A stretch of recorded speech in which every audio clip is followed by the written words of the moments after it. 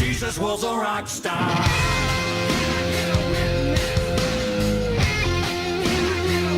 He brought the... If you would you pray with me and say, Jesus, help me to be what you want me to be. Do what you want me to do. Because people without you go to hell.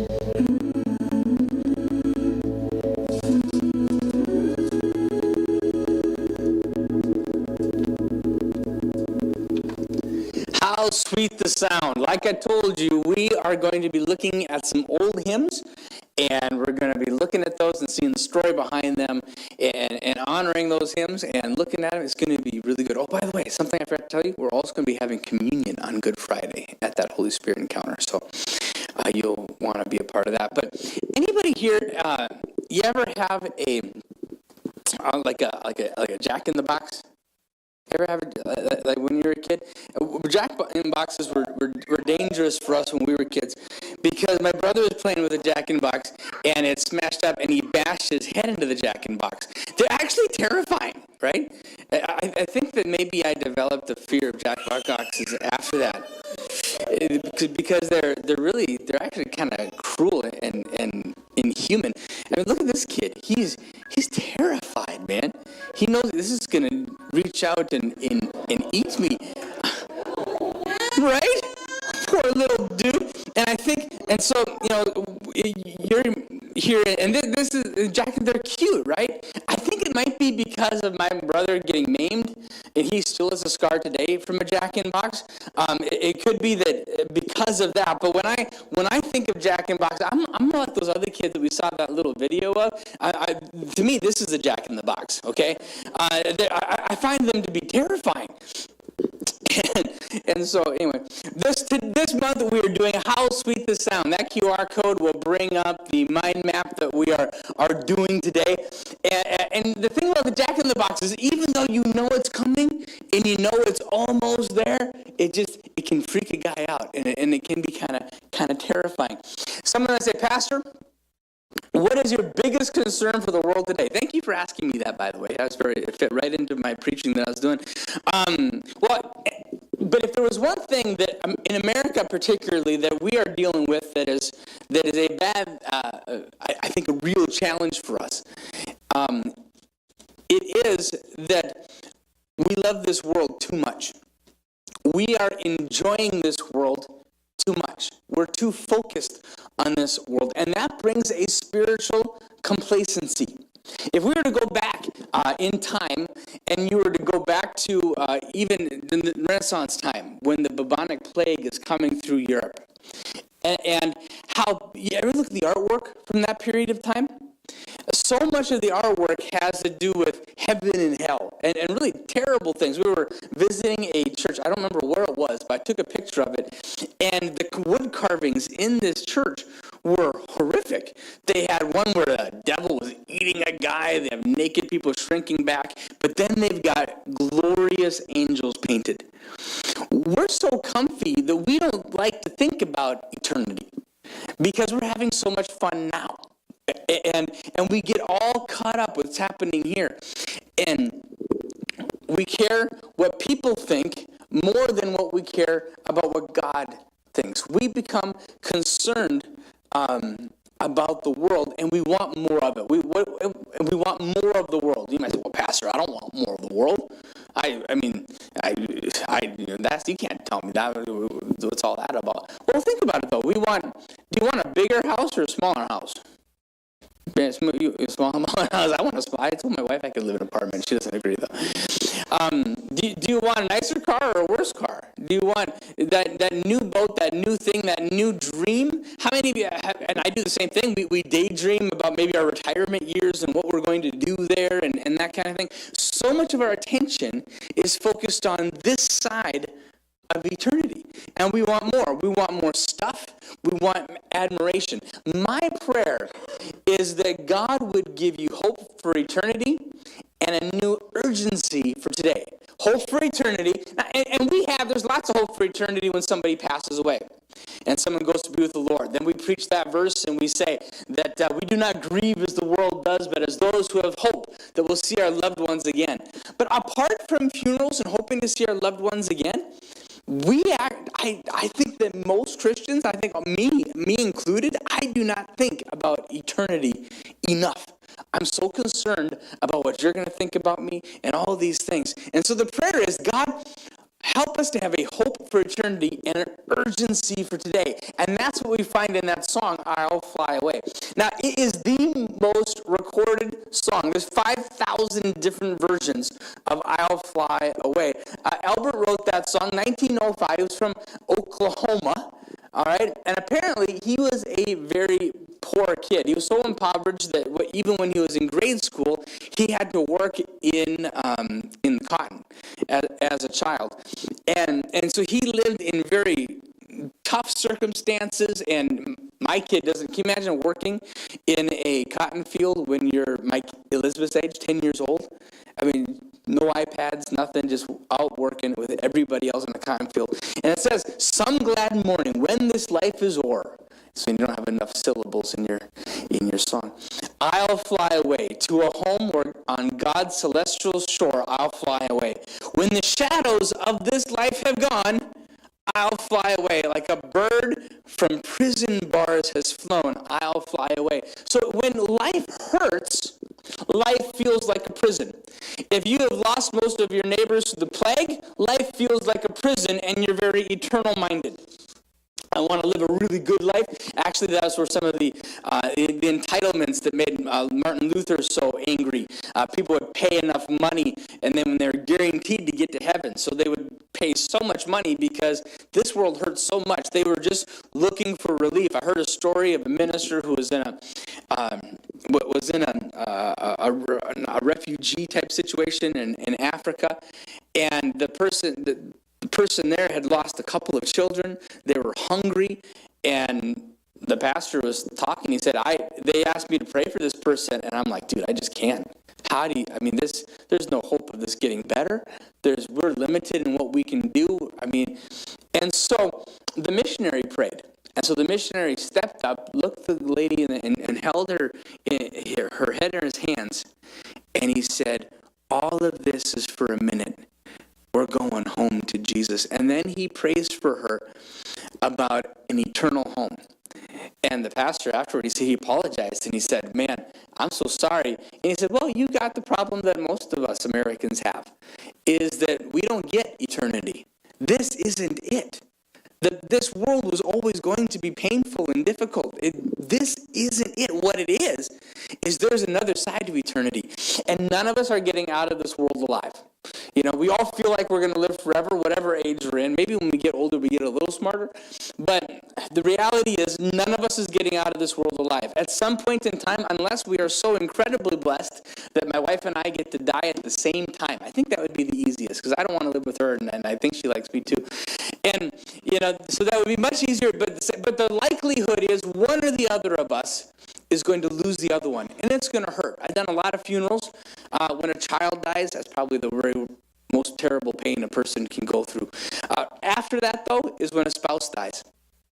And most people are going to experience when that person they've spent life with is now gone, and they're going to be looking forward to a home. It's in those moments. But my prayer is that God would give you hope for eternity and an urgency today, because today matters. It just doesn't matter about all the stuff. Now, in the Bible, there's Bible prophecy. Okay, we're going to talk about prophecy this morning, right? So it's going to get a little weird in here, just so you know. Going to get a little weird. But the Bible has 66 books in it. Of those 66 books, there's 40 different authors, and it spans 1,500 years of time. Of those 66 books, 4 don't contain a prophecy. All right? Of 66 books, 4 of them don't contain some form of divine prophecy telling what's going to happen in the future. All right? Now, we're going to move a little bit fast because I don't want to get too bogged down here, but we're going to fly through a little bit of this, okay? Old Testament prophecies about Jesus. As I water my shirt. All right, ready for this? All right, Jesus who was born a virgin. They knew that he was going to come from Bethlehem. They knew that he was going to be in the line of David. It was going to go Abraham, Jacob, and then David. They knew that he was going to ride into Jerusalem on a donkey, and that would point to him as being the Messiah. So much so, Netanyahu, Netan Boo Boo. Anyway, he was in a documentary, and he was with the news reporter. This is last year. This documentary came out. Netanyahu. I know that's okay. And he said, "Yeah, that's the gate, beautiful." And he said, "Yeah, when the Muslims occupied Jerusalem, they walled up that gate. They walled up that gate." Then he says to the news guy, he says, "Yeah, and apparently they have more faith of our Messiah coming than we do because we haven't torn down the wall. It's still walled up." So I thought that was funny. But they knew what gate he was coming through, and Jesus rode through, and he even did it on a donkey. And Jesus knew this is the Messiah God. The Bible prophesied that he was going to be rejected, that he was going to be betrayed, that there was going to be a payment as part of that betrayal. They knew that he was going to be falsely accused, and they also knew that he was going to be silent before his accusers. So much. Oh, shut up, Sarah. You're an idiot. You're not saying amen, so Siri is saying, preach it, brother. Okay. Silent before the accused, all right? Falsely accused, silent before the accusers, knew that he was going to be crucified beside criminals. That while he was being crucified, the scripture foretells that he's going to be given vinegar to drink. The scripture knew that his hands and his feet were going to be pierced. They knew that at the foot of the cross, it was prophesied that the soldiers gambled for his clothes. And also that none of his bones were broken. Everybody else getting crucified that day had their legs broke. Not my Jesus could, because it was prophesied in the Old Testament. It was even prophesied that he would be buried in a rich man's tomb. Right? It was prophesied that he'd be raised from the dead. It was prophesied he'd ascend into heaven. It was prophesied that he would be at the right hand of God. So many prophecies about the first coming of Jesus, but did you know there are 5 times as many prophecies about his second coming? Jesus is coming back. Jesus is coming back. The scripture has a word for this. He is the blessed hope. The blessed hope. Because for most of church history, most Christians have not been as comfy as you have been.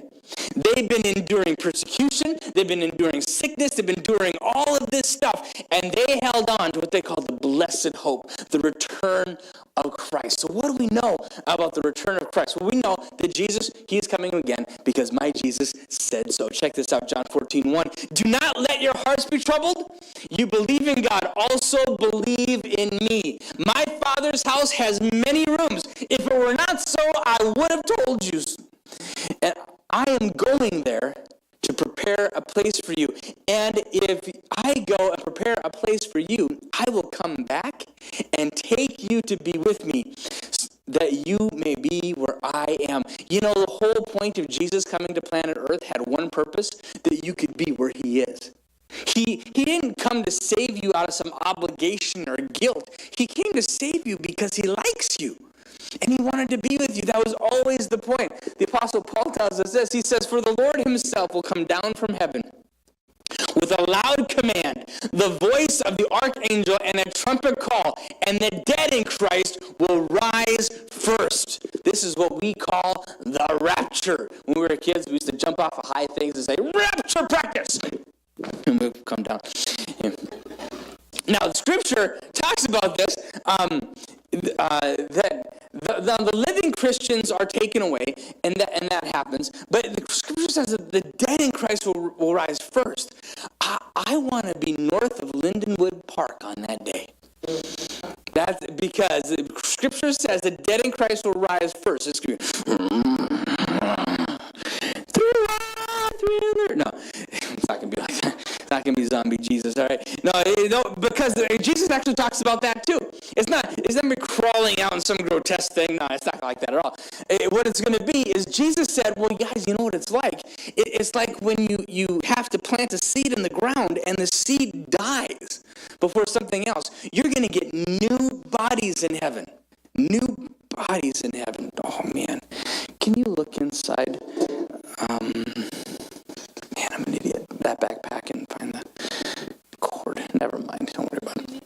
It's that camera's going to turn off. Goodbye, everybody on Facebook. Okay. That's all right. And so it's going to be, but you're the important ones because you came to church today. God bless you. What was the last thing I said again? Oh, yeah, we're thriller Jesus. No, okay, zombie Jesus. No, we new bodies. So not only do we have a blessed hope that we get to see our loved ones again, but we have a blessed hope that it's not going to hurt anymore. Your body is not going to, no, there's nothing. Oh, yeah. Oh, I bet that other end's not plugged in. Oh, that's easy to fix. Just plug that in here, right?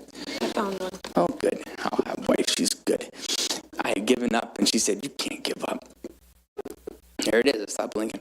But then we get to meet him in the air. Jesus comes back, and the dead in Christ rise first, and then we meet him in there. After that, we who are still alive and are left will be caught up together with them in the clouds to meet the Lord in the air, and so we will get to be with the Lord forever. The prayer that I've been doing with you the last 2 Wednesday nights is, Lord, what I want, all I want, is to know you and to love you forever. Part of that's an important prayer for me right now. It's probably the one that I'm doing a lot in my personal mindful prayer, because it says, God, none of this really matters. What matters is eternity and knowing and loving you forever. That's what matters. There's an urgency because we don't have a lot of time here, so there's an urgency. But God, I get to know you and love you forever. And look what this Bible verse says. It says, so we get to be with the Lord forever. It's I'll fly away. Oh, glory, I'll fly away. Because when I die, hallelujah, by and by, I'll fly away. Matthew 24:39. And they knew nothing about what would happen until the flood came back and took them all the way. That is how it will be at the coming of the Son of Man. So the day is coming. The thing is we just don't know when. Dun, dun, dun, dun, dun, dun, dun, dun, dun, dun, dun, dun. Scripture says, Matthew 24:4, 2 men will be in the field, one will be left, and one will be taken. So you must be ready, because the Son of Man will come at an hour when you do not expect him. You know, when the paper says, Jesus returns, 1999, 11:59, Jesus is returning at the strike. The moment that you hear somebody say, I know he's coming back then, you know he's not, because nobody knows when he's coming back. At one point, he even tells his disciples, I don't even know when I'm coming back. Like, I don't even know. We don't know when it's going to be. Now, this Bible verse unpacks a few different circumstances that we just read one of them. 2 men will be working in the field, one will be taken, one will be left. But it's for us to be like, 2 people are chatting at Starbucks. Jesus returns, one is gone, one is left. That's literally what's going to happen, you guys. Every Bible scholar going back thousands of years, if they're preaching the Bible even a little bit, look at that way, right? I mean, there's no getting around that. If it's even a little bit of a Bible-believing, Bible-preaching church, there's going to come a moment when we will be caught up with Jesus, and that is going to be awesome. But why the urgency? Well, the urgency is because one is taken and one is left, which is really good for those who are taken, but really tragic for those who are left. And so there becomes an urgency with that, because we know that not everybody goes. And that's what my life means. I know that at the end of the day, Jesus, I just want to bless you, and I know you love people, God, so I'm going to try to give you people. Now, there's actually precedence for this in the Scripture. This happens a few times in the Scripture, not a lot. Enoch, Elijah, and Jesus, they all get to experience God in some form of an eternal way. Enoch is walking with God. Elijah kind of meets him in the air in the way. And that's coming. But then comes the reunion. This is something I have daydreamed about. I'm looking forward to seeing my Jesus face to face. And I don't know, I have no idea what that is. It's kind of like the song. I don't know what's going to happen. Am I just going to fall on my face for 10,000 years and worship him? I don't know. But there are some conversations I really look forward to having. I look forward to seeing those who went before me, who died, and I grieved, and I get to see them again and ask them questions. But Christians, we get to be with God forever. In Thessalonians, we read this, that after that, we who are still alive, I'm going to remind you of this, we are caught up with him. The author said it this way, just a few more weary days, and then I'll fly away to a land where the joy will never end. See, here the joy ends all the time. Right? Now, the joy of my salvation hopefully sticks, and, I try to have a good attitude, but I have bad days, I get discouraged, bad stuff happens, some of it's circumstantial. Sometimes I am so dysfunctional that sometimes I feel crappy and I don't even know why, okay? But just a few more there'll be no more bad days, there'll be no more crappy days. So be encouraged. This, you guys, is not it. There's going to be no more pain. Urgency, hope for eternity, urgency for today. Listen, I'll tell you a mystery, Paul says. We will not all sleep, but we will be changed in a flash, in the twinkling of an eye, at the last trumpet. For the trumpet will sound, the dead will be raised imperishable, and we will be changed. It's that moment, it's that seed that is planted and becomes something that nobody even dreamed of. Therefore, dear brothers and sisters, stand firm. Don't give up. It hurts now, but this pain is only for a minute. Stand firm. Let nothing move you. Always give yourselves fully to the work of the Lord. Stop trying to enjoy more of this world, because this world is all going to burn. This world is the lowest priority you have. All of the experiences that this world has, give yourself fully. Don't hold anything back. Fully to the work of the Lord, because you know that your labor in the Lord is not in vain. What is that labor? Every single one of you who are sitting here today, Jesus gave one job description as he ascended into heaven in his resurrected state. It was this. It was go into all the world, preach the gospel, and make disciples. That's your job description if you love Jesus today. How you do it will be profoundly different from the next person, but don't say, I don't have a gift for evangelism. I don't have a gift for telling people about Jesus. Well, it's not like that. Every Christian who says, I love God, I want my life to belong to God, you have been given a task from God. And that is to live your life loving people and trying to get more people to heaven. That's your job, is to make disciples. And if you give yourselves fully, it won't be in vain. You will never regret giving yourself fully to the Lord. You will regret giving too much of yourself to the world. You will regret that, because life is short. And I don't want to leave with words unsaid, deeds undone, and hope unshared. I don't want to leave in that state. Bless Jesus. Would you close your eyes with me just for a moment here? We're gonna circle around and not that. Wasn't that wonderful to have come up just now? We're going to sing I'll Fly Away in here just a minute. But Jesus, I just pray, God, that you would come and do what only you can do. And we are so concerned about this world. I know I am. God, I want people to like me. I want to be successful. I want to have nice stuff. I daydream about having this someday. I daydream about having that someday. I daydream about this, that. God, all of this mind space that this world takes up. And God, I repent of it in Jesus' name, and I pray you change me. God, make me more like you. God, I pray that I would be more concerned with eternity than I am about now. That I would measure how I spend my time now against what's going to be important to me in eternity. Lord, come and do what only you can do.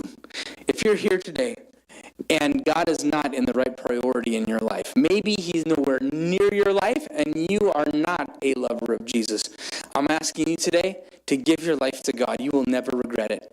Don't hold anything back. Give your life fully to God.